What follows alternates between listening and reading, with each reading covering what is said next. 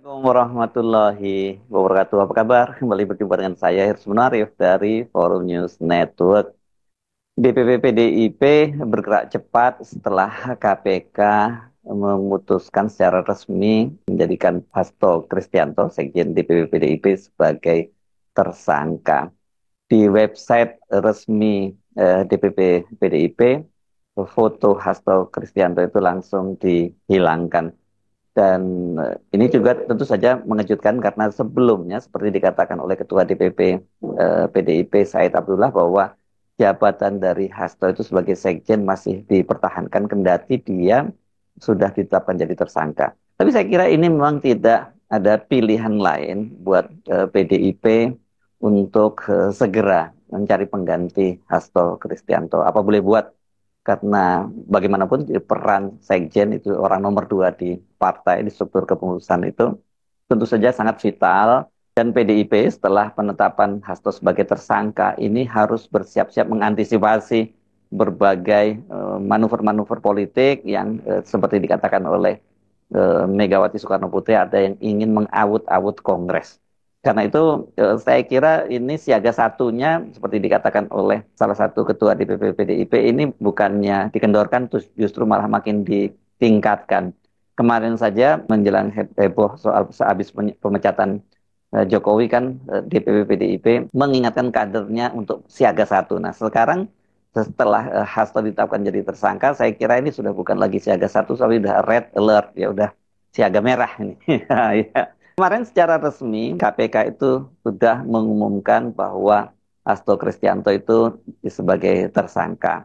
Ini tentu saja setelah ditetapkan sebagai tersangka biasanya akan disertai dengan pemanggilan, dan setelah pemanggilan dan dilakukan pemeriksaan, dan setelah pemeriksaan biasanya akan langsung ditahan. Kalau tradisi lama di KPK itu ada yang disebut sebagai Jumat keramat gitu ya, karena biasanya kalau seorang yang tadinya mungkin diperiksa hanya sebagai saksi atau sudah ditetapkan sebagai tersangka, begitu dipanggil oleh KPK pada hari Jumat itu akan diikuti dengan penahanan. Nah, pertanyaannya apakah ini Hasto akan segera ditahan juga, karena mengingat sekarang ini kan hari raya besar, hari Natal, dan Hasto ini kan merayakan Natal sebagai umat Kristiani. Jadi ini menjadi benar-benar jadi kado terburuk buat Hasto dan keluarganya, dan juga tentu saja bagi PDIP karena menghadapi Natal dan juga tahun baru ternyata mereka mengalami musibah besar dengan ditetapkannya Hasto sebagai tersangka. Ketua KPK Setio Budianto kemarin dalam jumpa persnya kemarin sore ya itu mengumumkan bahwa Hasto Kristianto itu sudah resmi menjadi tersangka karena Hasto ini ternyata dalam kasus suap atau gratifikasi terhadap ex-komisioner KPU Wahyu Setiawan itu yang disuap 600 juta. Hasto ikut menyediakan uangnya. Jadi bukan uang murni dari Harun Masiku. Selain itu, kemudian Hasto juga ditetapkan karena dia melakukan obstruction of justice atau menghalang-hali penyidikan, antara lain dia dengan memerintahkan Harun Masiku itu kabur, menghilang, dan dia juga memerintahkan agar handphonenya itu direndam gitu di dalam air supaya petugas atau penyidik dari KPK tidak bisa mendapatkan bukti-bukti kuat berkaitan dengan percakapan yang sudah mereka lakukan. KPK mengeluarkan surat perintah penyidikan nomor Sprindik 154 Dik 000112/2024 tanggal 23 Desember 2024 dengan uraian sebagai berikut. Penyidikan perkara dugaan tindak pidana korupsi yang dilakukan oleh tersangka DTI bersama-sama dengan Harun Masiku dan kawan-kawan berupa pemberian sesuatu hadiah atau janji kepada Wahyu Setiawan selaku anggota Komisi Pemilihan Umum bersama-sama dengan Agus Tianitio F terkait penetapan anggota DPR RI terpilih 2019-2024 sebagaimana dimaksud pada pasal 5 ayat 1 huruf A atau pasal 5 ayat 1 huruf B atau pasal 13 Undang-Undang Nomor 31 Tahun 99 tentang pemberantasan tindak pidana korupsi sebagaimana telah dirubah dengan Undang-Undang Nomor 20 Tahun 2001 tentang perubahan atas Undang-Undang Nomor 31 Tahun 99 tentang pemberantasan tindak pidana korupsi, junto Pasal 55 ayat 1 ke 1 KUH Pidana. Selain perbuatan tersebut di atas, Saudara HK diketahui dan diduga melakukan perbuatan tindak pidana lain sebagai berikut. Bahwa pada tanggal 8 Januari 2020 pada saat proses tangkap tangan oleh KPK, Saudara HK memerintahkan salah satu pegawainya di Jalan Sultan Syahrir yang biasa digunakan sebagai kantor untuk menelpon kepada HM dan memerintahkan supaya merendam HP dalam air dan segera melarikan diri. Bahwa pada tanggal 6 Juni 2024, sebelum Saudara HK diperiksa sebagai saksi oleh KPK, Saudara HK memerintahkan kepada salah satu pegawainya untuk menenggelamkan HP yang dalam penguasaan pegawai tersebut agar tidak ditemukan oleh KPK. Saudara HK mengumpulkan beberapa saksi terkait dengan perkara HM dan mengarahkan, memberikan doktrin, memberikan penekanan agar saksi tidak memberikan keterangan yang sebenarnya, tidak melebar, dan tidak memberikan keterangan yang memojokkan kepada yang bersangkutan. Atas perbuatan Saudara HK tersebut, KPK mengeluarkan surat perintah penyidikan nomor Sprindik 152 Dik 0001 12 2024 tanggal 23 Desember 2024 dengan uraian penyidikan perkara dugaan tindak pidana korupsi yang dilakukan oleh tersangka HK dan kawan-kawan, yaitu dengan sengaja mencegah, merintangi, atau menggagalkan secara langsung atau tidak langsung penyidikan perkara dugaan tindak pidana korupsi terkait penetapan anggota DPR RI terpilih 2019-2024 yang dilakukan oleh tersangka HM bersama-sama dengan Saiful Bahri berupa pemberian sesuatu hadiah atau janji kepada pegawai negeri atau penyelenggara negara, yaitu Wahyu Setiawan selaku anggota Komisi Pemilihan Umum Republik Indonesia periode 2017-2022. Bersama-sama dengan Agustiani Tio F. sebagaimana dimaksud dalam pasal 21 Undang-Undang Nomor 31 Tahun 99 tentang pemberantasan tindak pidana korupsi sebagaimana telah diubah dengan Undang-Undang Nomor 20 Tahun 2001 tentang perubahan atas Undang-Undang Nomor 31 Tahun 1999 tentang pemberantasan tindak pidana korupsi junto pasal 55 ayat 1 ke 1 KUH Pidana. Nah, sekarang saya kira ini soal tinggal menunggu waktu saja kapan Hasto akan ditahan oleh KPK. Apakah menunggu sampai perayaan Natal dan Tahun Baru berakhir baru kemudian ditahan, atau karena khawatir seperti halnya Harun Masiku kemudian Hasto menghilang, maka KPK segera melakukan penangkapan terhadap Hasto. Ini biasanya dipanggil dulu, dan kalau dipanggil tidak segera datang kan kemudian langsung dilakukan penangkapan. Hasto sendiri sekarang ini tidak diketahui di mana keberadaannya karena rumahnya di kawasan Margahayu Bekasi Timur itu tampak kosong, hanya ada Satgas PDIP yang mengenakan baju hitam-hitam dan baret merah menjaga rumah Hasto. Yang ini terlihat rumahnya berwarna putih dengan 2 lantai dan ada 6 orang Satgas yang menjaga rumah Hasto. Hasto adalah sekjen terlama dalam sejarah PDIP karena dia sudah 10 tahun menjabat sebagai sekjen. Dibandingkan dengan Pramono Anung atau kemudian Cahyo Kumolo, ini sekjen PDIP yang juga sangat terkenal, Hasto memang lebih lama. Pramono Anung hanya menjabat 1 periode, kemudian Cahyo Kumolo ini malah nggak sampai 1 periode, karena dia harusnya kan menjabat sebagai sekjen dari tahun 2010 sampai 2015, tetapi pada tahun 2014 dia masuk menjadi anggota kabinet dari Jokowi, ditempatkan sebagai Menteri Dalam Negeri, dan pada waktu itu kemudian Hasto menggantikannya sebagai PLT.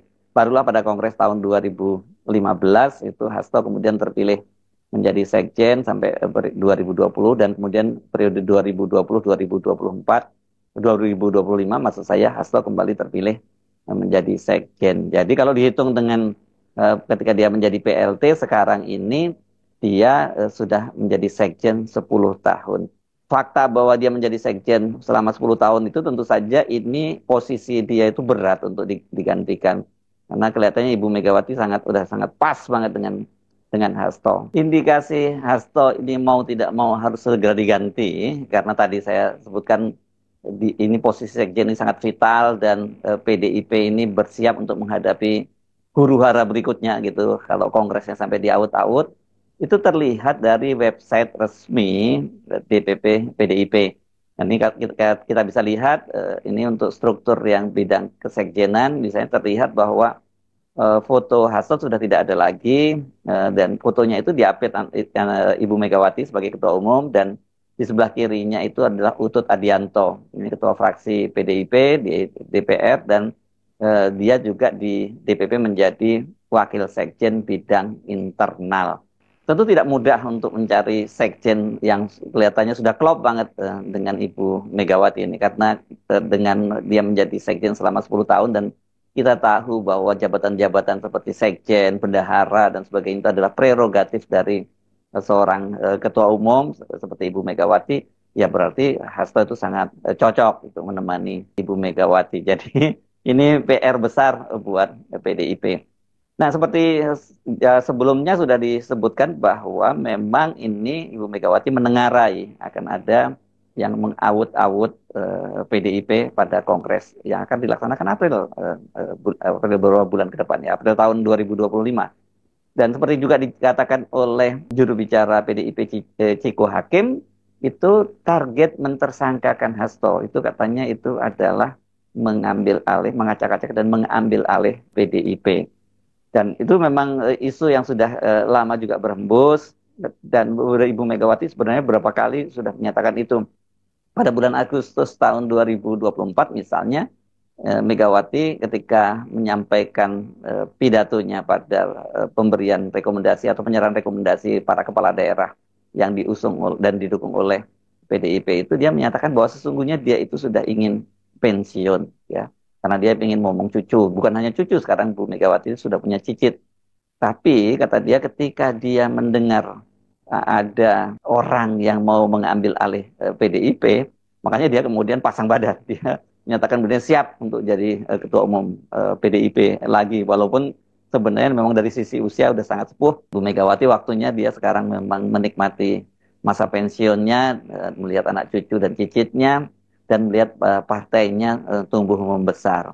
Tapi yang terjadi justru pada Pilpres 2024 dan pemilu tentu saja, itu menjadi malapetaka buat PDIP. Malapetakannya bukan hanya karena kemudian jumlah kursi di parlemen itu turun banyak, kemudian calon presiden yang diusungnya itu kemudian dikalahkan, tapi yang mengalahkan itu, yang membuat PDIP babak belur itu justru kadernya sendiri yang diusung sejak awal menjadi wali kota di Solo, yakni Joko Widodo.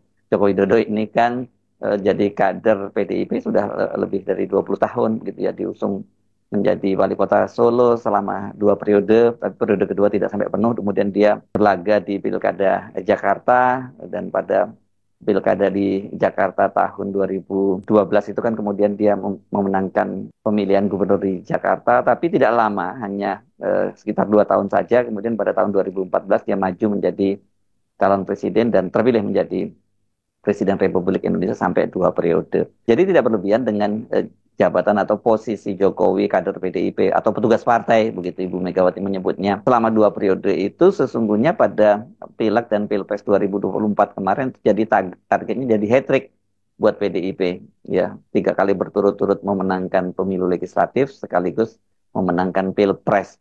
Tapi yang terjadi target untuk Pilpres itu batal karena gagal, karena kemudian justru dikalahkan oleh Jokowi yang mengusung dan mendukung Prabowo yang berpasangan dengan putranya Gibran Rakabuming. Sementara hat-trick untuk terus menang pemilu legislatif tercapai, PDIP tetap menjadi partai pemenang pemilu, tapi jumlah kursinya turun sangat signifikan. Dari 128 hanya tinggal 110 kursi. Jadi 18 kursi itu berhasil digembosi oleh Jokowi. Dan ini sekaligus membuktikan pertaruhan Jokowi atau tantangan Jokowi kepada PDIP yang disampaikan kepada mantan Gubernur Lemhanas yang juga kader PDIP, Andi Wijayanto. Kan Jokowi waktu itu sesumbar bahwa mereka tidak akan bisa mengalahkan dirinya. Tidak bisa mengalahkan Jokowi lah Ibu Megawati bersama PDIP itu. Justru yang terjadi katanya dia akan menurunkan suara atau menggembosi suara PDIP. Dan itu berhasil sebenarnya dari sisi penggembosan.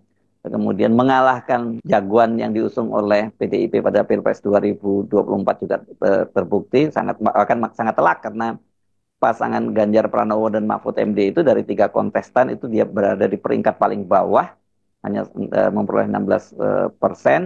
Kemudian kalah misalnya dengan pasangan Anies dan Muhaimin yang berada di peringkat kedua dan pasangan Prabowo dan Gibran yang di peringkat nomor 1 yang kemudian terpilih menjadi presiden dan wakil presiden. Hanya saja pada waktu itu Jokowi kan gagal menempatkan Partai Solidaritas Indonesia yang kini dipimpin oleh putranya, putra bontotnya Kaisang Pangarep itu masuk ke parlemen. Ini juga jadi walaupun hanya poinnya 21 begitu, tapi ini juga tetap telak bagi Jokowi karena dengan begitu sementara ini dia belum punya kendaraan politik yang asli yang milik dia. Karena kalau PSI ini jelas ini adalah partainya Jokowi yang mengusung ideologinya Jokowisme. Walaupun Anda mesti bingung apa yang dimaksud dengan Jokowisme. Apakah proyek-proyek infrastruktur yang mangkrak, atau APBN yang boncos, dan kemudian membuat kita rakyat sengsara karena menaikkan PPN 12%. Apakah itu yang dimaksud oleh PSI dengan Jokowisme? Tapi bagi PDIP situasinya juga sekarang tidak kalah beratnya setelah mereka memutuskan untuk memecat secara resmi Jokowi bersama dengan Gibran dan Bobi Nasution. Jadi Jokowi, anak dan menantunya semua dipecat oleh PDIP. Dan tidak terlalu lama pembalasan dilakukan dengan ditetapkannya Hasto sebagai tersangka oleh KPK. Kalau kilas balik, kasus Harun Masiku itu kan terjadi pada bulan Oktober tahun 2020. Jadi sudah lebih 4 tahun yang lalu. Dan pada waktu itu Jokowi masih taat sebagai petugas partai. Karena itulah kemudian kendati Harun Masiku itu katanya bolak-balik hampir ditangkap dan Hasto juga sempat diperiksa oleh KPK, tapi tidak ada penetapan tersangka kepada Hasto Kristianto. Yang jadi buron justru malah Harun Masiku. Peristiwa berlarut-larut, berkali-kali KPK menyatakan mereka sudah hampir berhasil menangkap Harun Masiku, tapi ternyata sampai sekarang juga tidak terwujud. Nah, secara mengejutkan kok sekarang setelah Pak Jokowi lengser di bawah pemerintahnya Pak Prabowo, justru pimpinan KPK hasil seleksi di eranya Jokowi itu pada hari pertama dilantik, itu langsung memutuskan untuk menjadikan Hasto Kristianto sebagai tersangka, dan kemudian tanggal 23 surat atau sprindik resmi yang menjadikan Hasto sebagai tersangka itu langsung diterbitkan. Jadi situasinya sekarang, dan tentu ini kita tinggal menunggu kapan Hasto itu ditangkap, dan saya kira orang sekaliber Hasto tidak mungkin dia melarikan diri seperti halnya Harun Masiku, karena itu akan jadi presiden buruk buat catatan perjalanan pribadi Hasto sendiri maupun PDIP. Jadi sekarang justru PDIP ini kalau dalam permainan sepak bola, tapi ini dalam permainan politik posisi yang tertekan. Kalau kemarin sebelumnya PDIP sempat unggul dengan melakukan pemecatan sekaligus terhadap Jokowi dan anggota keluarganya, 3 orang langsung, jadi hat-trick ini.